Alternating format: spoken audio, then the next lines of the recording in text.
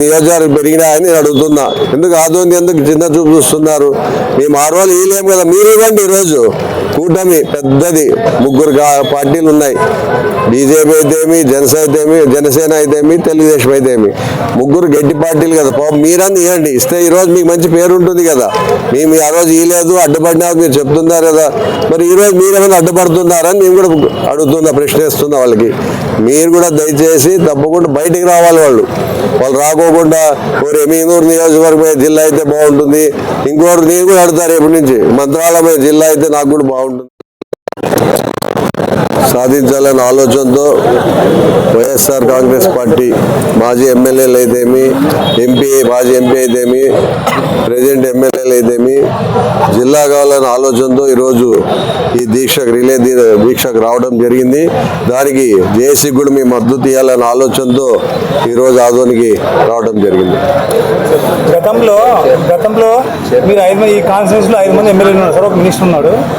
వీళ్ళు అప్పట్లోనే అడిగింటే కదా వచ్చేదని వస్తుందని చెప్తున్నారు, జిల్లా వచ్చేది. మీరు ఎందుకు అప్పుడు అడగలేదు సార్? అప్పుడు పార్లమెంట్ని ఓన్లీ జిల్లాలకు చేయడం జరిగింది. 13 అంటే 13 పార్లమెంట్ని 13 జిల్లాలకు చేయడం జరిగింది తప్ప ఆ రోజు వేరే జిల్లాలు ఎక్కడ కూడా జగన్మోహన్ రెడ్డి ఇవ్వలేదు. ఇచ్చింటే తప్పకుండా మేము కూడా అడిగి సాధించేవాళ్ళు తప్పకుండా. కానీ ఆ రోజు ఏం అడగలేదు, ఇవ్వలేదు ఎక్కడ కూడా ఎక్స్ట్రా. ఈరోజు చంద్రబాబు నాయుడు గారు 4 జిల్లాలు చేశాడు కాబట్టి ఈరోజు మేము కూడా అందరు అడుగుతున్నాము. లేని పక్షంలో వాళ్ళు చేయలేమని చెప్పానండి. తప్పకుండా 29లో ప్రజలు మాకు తీర్పిస్తే తప్పకుండా జగన్మోహన్ రెడ్డితో చెప్పి మేము తప్పకుండా జిల్లాను తీసుకొస్తామని చెప్తున్నాం. ముందుకంటే ఆయన ఎక్కడ కూడా ఇవ్వలేదు. కొత్త జిల్లాలు ఇచ్చింటే ముందు తీసుకుపోయేవాళ్ళు మేము, కానీ ఎక్కడ ఆయన ఇవ్వలే కదా.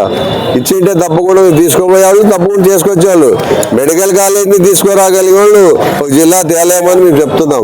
జిల్లా వద్దు, మెడికల్ కాలేజ్ కావాలని ఇక్కడ ఉన్న ఎమ్మెల్యేలు అడిగినారని కూడా ఎవరు కూడా జిల్లా వస్తే ఇక్కడ ఏమొస్తుందని అప్పట్లో కొంతమంది అన్నారు. జిల్లా వస్తే అన్ని రకాలుగా అన్ని డిపార్ట్మెంట్లు ఇక్కడే ఉంటాయి. 150 కిలోమీటర్లు కర్నూలు పోవాల్సిన అవసరం ఎవరికి లేదు. అందరికి 50 కిలోమీటర్లో రావాల్సిన ఆలోచన చేస్తారు తప్ప 150 కిలోమీటర్లు పోవాలని ఎవరు ఆలోచన చేయరు. ఒక మెడికల్ కాలేజ్ అంటే జిల్లా కూడా ముఖ్యమే. ఎందుకంటే జిల్లా ఏంటంటే మెడికల్ కాలేజ్ వచ్చేస్తుంది తప్పకుండా. అలాంటప్పుడు మెడికల్ కాలేజ్ ఒకటి కావాలి, జిల్లా వద్దని చెప్పింది ఎట్టి పరిస్థితుల్లో లేదు. ఎవరు కూడా ఇవన్నీ వాళ్ళు కలిగి వాళ్ళ మాటలు చెప్తున్నారు. వాళ్ళకి అవసరం అవన్నీ చెప్పుకోవడానికి, ఎందుకంటే తప్పించుకోవడానికి. వాళ్ళు మళ్ళీ ఏమంటున్నారు, నియోజకవర్గాలు పెరిగితే మేము ఆలోచన చేస్తాం, ఇస్తామంటున్నారు. అంటే నియోజకవర్గాలు పెరిగితే ఇవ్వాలని ఆలోచన ఏం లేదు. ఇప్పుడు అక్కడంతా 4 జిల్లాలు ఇచ్చారు, అక్కడ నియోజకవర్గం పెరిగినాయని నేను అడుగుతున్నా. ఎందుకు ఆదోని ఎందుకు చిన్న చూపు చూస్తున్నారు? మేము ఆ రోజు వీలేము కదా, మీరు ఇవ్వండి. ఈరోజు కూటమి పెద్దది, ముగ్గురు పార్టీలు ఉన్నాయి. బీజేపీ అయితేమి, జనసేన అయితేమి, తెలుగుదేశం అయితేమి, ముగ్గురు గట్టి పార్టీలు కదా. మీరన్నీ ఇవ్వండి. ఇస్తే ఈరోజు మీకు మంచి పేరు ఉంటుంది కదా. మేము ఆ రోజు ఇవ్వలేదు, అడ్డుపడినా మీరు చెప్తున్నారు కదా. మరి ఈరోజు మీరేమైనా అడ్డుపడుతున్నారని మేము కూడా అడుగుతున్నా, ప్రశ్నిస్తున్నా వాళ్ళకి. మీరు కూడా దయచేసి తప్పకుండా బయటికి రావాలి. వాళ్ళు రాకోకుండా ఎమీనూరు నియోజకవర్గం జిల్లా అయితే బాగుంటుంది, ఇంకోటి నేను కూడా అడుగుతారు ఎప్పటి నుంచి మంత్రాలయం జిల్లా అయితే నాకు కూడా బాగుంటుంది. అది కాదు పద్ధతి. ఆదోని అనేది సెకండ్ బాంబే, ముందు నుంచి ఎప్పటి నుంచో పేరుంది సెకండ్ బాంబేని. ఇక్కడ ఎన్నో అభివృద్ధి జరుపుకోవడానికి ఆదోనిలో ఉంది. తప్పకుండా ఆదోని జిల్లా చేయాల్సిందిగా కూటమి ప్రభుత్వాన్ని కూడా బయటికి రావాల్సిందిగా కోరుతున్నాను. దీక్షలు చేస్తే జిల్లా రాదు అని తిక్కారెడ్డి చెప్పినారు. నేరుగా ముఖ్యమంత్రిని కలిసే తప్ప దీనికి ఏర్పాటు చేయడం చెప్తున్నారు. దీక్షలు కావాలని వాళ్ళు చేస్తున్నారు తప్ప ఏం రాదు. ఇక్కడ డైరెక్ట్ నేరుగా సీఎం కలిస్తేనే అవకాశం ఉంటుందని చెప్తున్నారు. సరే, దీక్షలు చేస్తే ఏమి రాదన్నప్పుడు మీరు దీక్షల్లో పోయి మాట్లాడాల్సిన అవసరం ఏముంది అని అడుగుతున్నాను. ఆయన డైరెక్ట్గా వేరే రకంగా మీటింగ్ పెట్టి ఆయన జిల్లా పార్టీ అధ్యక్షుడు కదా, అప్పట్లో చెప్పొచ్చు కదా, మీరు ఎక్కడికి పోవద్దంటే అందరూ కలిసికట్టుగా పోదామని. అంటే నువ్వు రిలే దీక్షలో కూర్చొని మాట్లాడినంత మాత్రం ఇది అంత సులభం కాదు. తప్పకుండా ప్రజలు అందరూ వస్తాం, మేము కూడా వస్తాం. తప్పకుండా ఇస్తానంటే ఈయనంటే పోవాల్సిన అవసరం మాకు లేదు. ఇస్తా అంటే తప్పకుండా చంద్రబాబు నాయుడు కలుస్తాము, జనసేన డిప్యూటీ సీఎం పవన్ కళ్యాణ్ కలుస్తాము, అలాగే బీజేపీ వాళ్ళు కూడా కలుస్తాం. వైసీపీ పార్టీ తరఫున ఈరోజు మద్దతు ఇచ్చినారు మీరు. కూర్చున్నారు, దీక్షలో కూర్చున్నారు. ఈ కొనసాగి ఎన్ని రోజులు ఉంటుంది సార్ ఇది? వాళ్ళు జేఏసీ వాళ్ళకి ఎంత మేము సపోర్ట్ చేయాలో అంతవరకు ఇస్తాము, మేము కూడా ముందుకు సాగిస్తామని కూడా చెప్తున్నాం. సో ఇంకోటి, ప్రజలు మిమ్మల్ని చట్టసభల్లో వాళ్ళ సమస్యల గురించి మాట్లాడతారని గెలిపించినారు. మీరు చట్టసభలకు వెళ్ళి వాళ్ళ సమస్యల గురించి మాట్లాడకుండా ఇక్కడ నిరాహార దీక్షలు చేస్తే సమస్యలు పరిష్కారం అవుతాయా?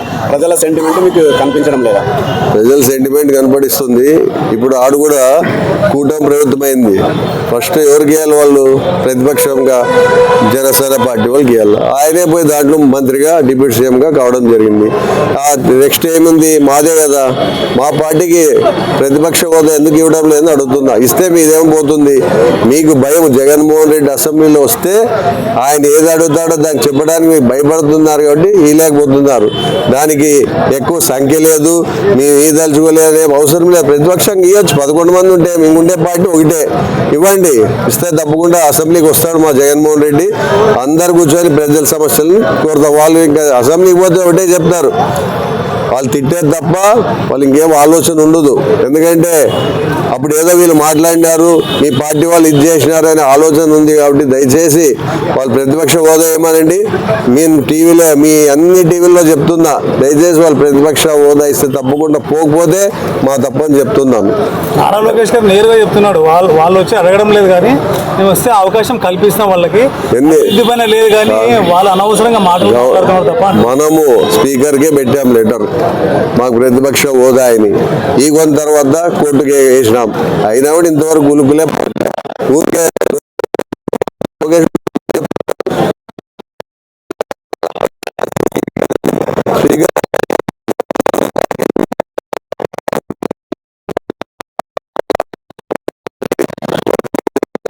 తెచ్చుకోలేదు కాబట్టి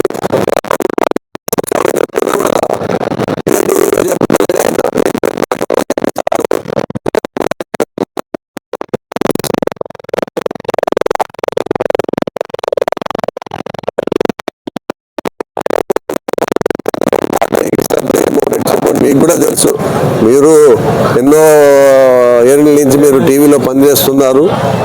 జగన్మోహన్ రెడ్డి ప్రతిపక్ష హోదా లేకపోతే వాళ్ళు ఇచ్చేది 5-10 నిమిషాలు ఏం మాట్లాడగలం? మేము ఏం అడగగలం వాళ్ళని? ఏదో అడిగితే అరుస్తారు. ఇంకా అది ఎవరికి వినపడదు, ఏం జరగదు. ప్రతిపక్ష హోదా వస్తే మాకు కూడా ఒక 3/4 గంట టైం వస్తుంది. మాకు ఇచ్చే ఎమ్మెల్యేలు 10 మంది ఉండే ఎక్స్ట్రా ఎమ్మెల్యేలు కూడా 5 నిమిషాలు ఇచ్చినా దాన్ని కూడా మా జగన్మోహన్ రెడ్డికి ఇస్తే మాట్లాడతాడని చెప్తున్నాం. ప్రాంత ప్రజలు ఇంకా పట్టించుకోరని అర్థం. మా ప్రాంత ప్రజలు పట్టించుకున్న దానికి 4 సార్లు నన్ను గెలిపించారు. పట్టించుకోవాలి అంటే గెలిపారు కదా. అంటే ఈసారి మీరు అసలు శాసనసభకు వెళ్ళడం లేదు. శాసనసభకు వెళ్ళడం లేదని ఎవరు చెప్పినారు? మీరు పట్టించుకోవడం లేదు. వాళ్ళ సమావేశాలు ఏది ఉన్నాయి, మీరు రాకుండా ఉంటేనే వాళ్ళకి మేలు. వాళ్ళందువల్ల అన్ని శాంక్షన్ చేసుకొని వాళ్ళ బడ్జెట్ని వాళ్ళు ఇది చేసుకొని ఆలోచన ఉన్నారు తప్ప, మేము చెప్తే వినాలని వాళ్ళు నిజంగా ఉండి ప్రతిపక్ష హోదా ఎందుకు ఇవ్వడం లేదు, మీరు ఎందుకు అడగడం లేదని అడుగుతున్నా. ఇమ్మనండి, వస్తాం. రాకపోతే కదా. ఆయన నేరుగా శాసనసభలో చెప్పినారు సార్, అవకాశం కల్పిస్తాం, వీళ్ళు రావడం లేదు. కల్పిస్తామని చెప్పడం కాదు, మేము లెటర్ పెట్టినాం కదా. మనము దాంట్లో స్పీకర్కి లెటర్ పెట్టినాం కదా, లెటర్ పంపిమనండి. ఆయనే చెప్పొచ్చు కదా, లోకేష్ బాబు లెటర్ పంపి జగన్మోహన్ రెడ్డి రాంది ప్రతిపక్ష హోదా కూర్చొని అని చెప్పి లెటర్ పంపి వస్తాం. రాకపోతే కదా మా తప్పు.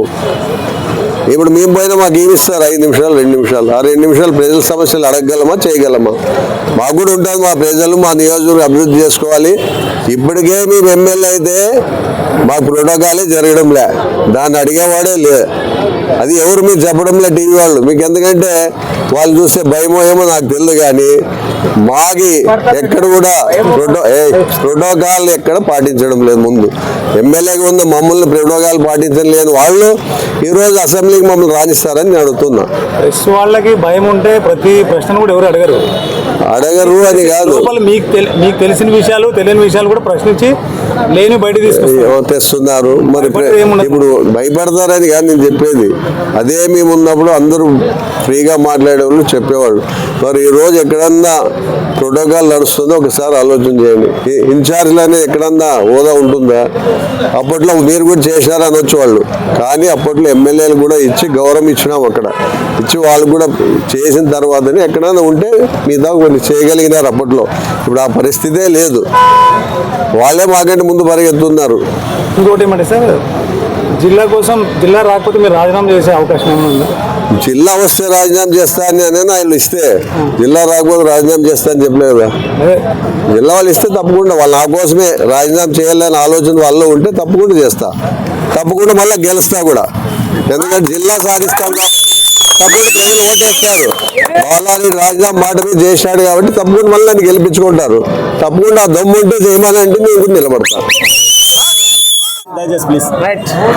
గత 37 రోజులుగా ఆదోని జిల్లా సాధన కోసం జేఏసీ ఆదోని వాళ్ళు 37 రోజులుగా కంటిన్యూస్గా ఆదోని జిల్లా కావాలన్న ఒక లక్ష్యంతో పనిచేస్తున్నారు, నిరాహార దీక్షలు చేస్తున్నారు.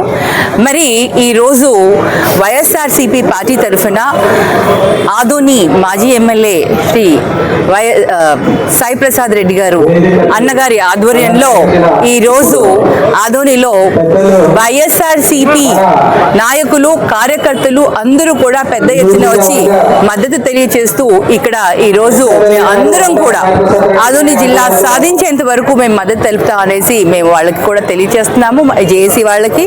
అంతేకాకుండా ఇప్పటి కూటమి ప్రభుత్వం కనుక ఈ అవకాశాన్ని వాళ్ళు ఉపయోగించుకొని వాళ్ళు కనుక అనౌన్స్ చేస్తే వాళ్ళకి గుర్తింపు ఉంటుంది. లేదు అంటే తప్పకుండా మా ప్రభుత్వం వచ్చాక 2029లో తప్పకుండా మా ప్రభుత్వం వస్తుంది. మా ప్రభుత్వంలో దీన్ని సాధిస్తామని తప్పకుండా జగనన్నతో మేము మాట్లాడి దీన్ని సాధిస్తామని నేను తెలియజేసుకుంటున్నాను. దీక్షలో కూర్చున్నవారు మద్దతు తెలిపే వచ్చినారు మేడం. మీరు ఎమ్మినూరు ఎమ్మెల్యే ఎమ్మినూరు జిల్లా జైలు అతను అంటున్నాడు, మీరు చూస్తే ఆదోని జిల్లా కోసం మద్దతు తీయడానికి వచ్చారు, దాన్ని ఏ విధంగా చూస్తారు? మనం ఒక్కటే ఆలోచించాలి. గత 37 రోజులుగా ఆదోనిని జిల్లా చేయాలనేసి అందరూ కూడా కృషి చేస్తున్నారు. ప్రతి ఒక్క నియోజకవర్గం నుంచి ఎమగనూరులో కూడా కూర్చుని ఎమగనూరులో కూడా జేఏసీ తయారు చేసి జేఏసీ కింద వాళ్ళందరూ కూడా అక్కడ కూడా చేస్తున్నారు. ప్రతి ఒక్కరూ కూడా ఆదోనిని చెయ్యాలి అన్న ఒక సంకల్పంతో ఉన్నప్పుడు ఇది కేవలం ఒక రాజకీయ దాంతో వాళ్ళు అంటే డైవర్షన్ చేసే విధంగా పొలిటికల్ డైవర్షన్ తప్ప వేరే ఉద్దేశం కాదు. ఇవ్వాలని అనుకున్నప్పుడు అందరూ కలిసి ఒక్క దాటిపైన వస్తేనే ఆదోనిని మనం సాధించుకోగలుగుతాం. ఒక ఎమ్మెల్యే గారు ఆయన ఒక్కటి ఎమ్మెనూరు నాకు కావాలి అంటే అది సాధ్యమయ్యే పని కాదు. అందరితో పాటు మన అడుగులు వేయాలి, అందరికీ తగినట్టుగా మనం ముందుకు పోవాలి. ఆదోని ఒకప్పుడు ఒక ప్రసిద్ధి చెందిన ప్రాంతం. ఇది వ్యాపారానికి కానివ్వండి ప్రతి ఒక్కటి కూడా ఇక్కడ చాలా ఇదిగా ఉంది. అంతేకాకుండా ఆదోనికి కనెక్టివిటీ అన్ని ప్రాంతాల నుంచి ఎమగనూరు నుంచి కానివ్వండి, మంత్రాలయం నుంచి కానివ్వండి, లైక్ ఆలూరు కానివ్వండి, పత్తికొండ కానివ్వండి, వీటన్నిటికీ సెంటర్లో లొకేట్ అయి ఉంది. సో ఆ విధంగా అభివృద్ధి చెందుతుంది. కానీ సడన్ గా నేను నిద్ర లేచి నేను ఒక్కసారిగా నాకు ఎమగనూరు కావాలి అనడం సమంజసం కాదని మేము అనుకుంటాం. ఉనికి కోల్పోతున్న వైసీపీ పార్టీ ఉనికి కాపాడుకోవడానికి బల ప్రదర్శన లేదా జన ప్రదర్శన చేస్తున్నారు అనుకోవచ్చు. ఉనికి కోల్పోయిందని ఏ విధంగా అంటారు? అసలు కూటమి ప్రభుత్వం ఎప్పుడైతే ప్రభుత్వం ఏర్పాటు చేశారు కూటమి ఎన్డీఏ వాళ్ళు, అప్పటి నుంచి అసలు వాళ్ళు చేసే కార్యక్రమాలేంటి, ఏ విధంగా ప్రజలకి అభివృద్ధి చేస్తున్నారు, ఏదైతే వాళ్ళు సూపర్ 6 అని అన్నారో ఆ సంక్షేమ పథకాలను పూర్తిగా అందిస్తున్నారా? అవి ఏవీ లేదు. డే 1 నుంచి ఎప్పుడైతే మేము అపోజిషన్ లో ఉన్నా కూడా డే 1 నుంచి ప్రతిపక్ష బాధ్యతను మేము పోషిస్తూ ప్రతి ఒక్కటి కూడా డిమాండ్ చేస్తూ ప్రజలకు అందే విధంగా ప్రజలకు సంక్షేమ పథకాలు అందే విధంగా మేము పోరాడుతూనే ఉన్నాము. మేము పోరాడకుండా ఒక్కసారి నిద్రలేసాం. వాళ్ళన్న ప్రతిపక్షంలో ఉన్నప్పుడు అలా టైం పాస్ చేసేసి లాస్ట్కి వచ్చి ఏదో ఉద్యమాలు చేసిన వాళ్ళు, కానీ మేము మా బాధ్యతను ప్రతిపక్షంలో ఉన్నా కూడా నిర్వర్తిస్తూనే వస్తున్నాము. డే 1 నుంచి కూడా మా కార్యక్రమాలను మా వాటిని ప్రజల తరఫున పోరాడుతూనే ఉన్నాము.